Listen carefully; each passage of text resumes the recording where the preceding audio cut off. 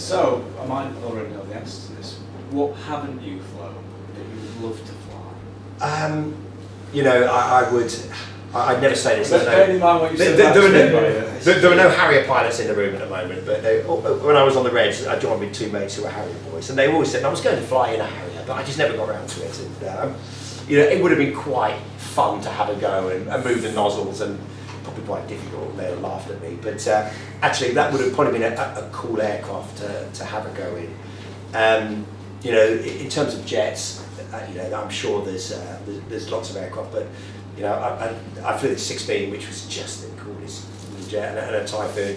An F-18 is, you could definitely pull more angle of attack, more alpha, but I filled my boots in jets and done those. You know, I wouldn't mind a go in a German aircraft just to see a 109 or a 190, just to see. And I think, you know, Eric Brown and certainly Jeffrey Wellen, they were fascinated by what the Luftwaffe had, just, you know, because it was the opposition, just to see how they were. You know, Eric Brown filled his boots. You know, he flew every German aircraft ever. He flew the 163 Comet with the tea stuff and the whatever in it, you know, which is mental.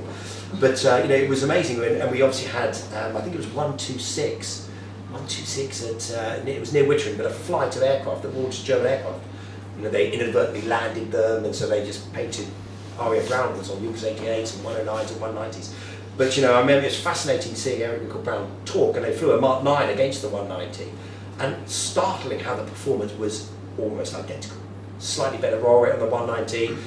The Spit had it a little bit at 10,000, then the 190 was better, then the Spit was better at 25,000. But you know, it was almost the best pilot would win. That was, you know, in the firepower, etc. And then as soon as the 9, then we went to something slightly better with the 14 Griffin engine, and there was constantly that race with performance that I guess the war accelerated it. You know, it's amazing when you think of 1939 to 45, you know, what we started with and what we had. You know, and equally, and you know, I remember reading in March 36 was the first flight of the Spitfire. We were still getting delivery of brand new biplane Bulldogs and Hearts, you know, brand new. And overnight they were out of date. Overnight, because this thing called a Hurricane had flown in November 35 and a Spitfire was now flying. Double the airspeed overnight. But it was extraordinary just how it ramped up, and to be honest, continued into the 60s, you know, with the jet age. It was an amazing time that, you know, we've been able to see in 100 years, you know, people will look back at that, and you know, certainly the Jeffrey Wellens of this world, you know, what they flew as well, you know, just incredible. But yeah, I've been extraordinarily lucky with what I've flown. Please don't tell a Harrier pilot I said that. Miserable for me.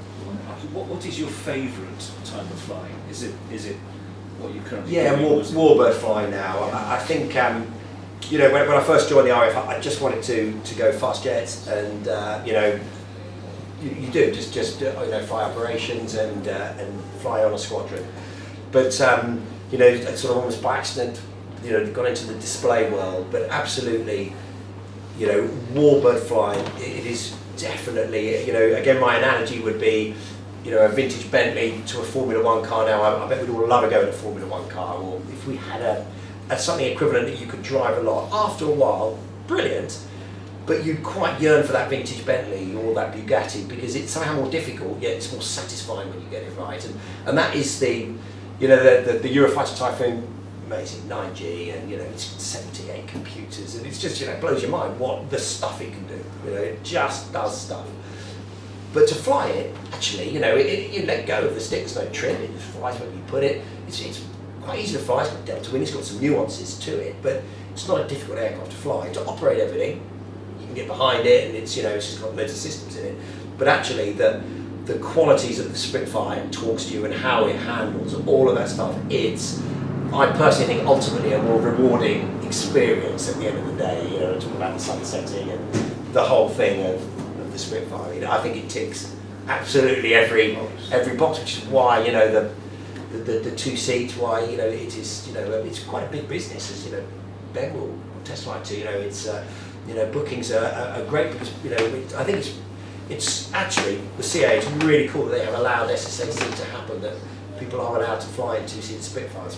4 or 5 years ago it wasn't allowed, you know, you had to do it by joining a club or something or other, but now you can do it. And again, that's testimony to the aircraft, so yeah, I think, again, it's a bit boring really. No imagination. She's the one.